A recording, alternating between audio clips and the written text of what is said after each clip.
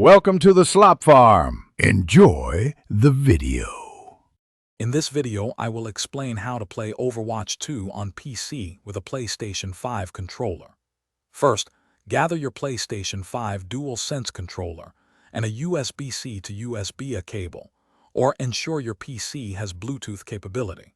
While Overwatch 2 does not natively support PlayStation controllers on PC, we can easily set it up.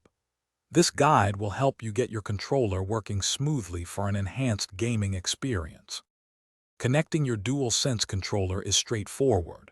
For a wired connection, simply plug one end of your USB-C cable into the controller and the other end into an available USB-A port on your PC.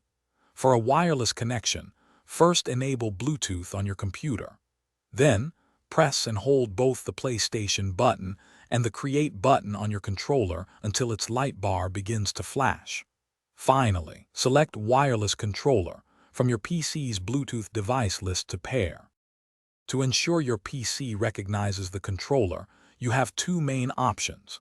If you use Steam, add Overwatch 2 as a non-Steam game to your library. Then, go to Steam's controller settings and enable PlayStation configuration support. Alternatively, for wider game compatibility, you can download and install DS4 Windows. This free software emulates an Xbox controller, making your PlayStation 5 controller work seamlessly with most PC games, including Overwatch 2.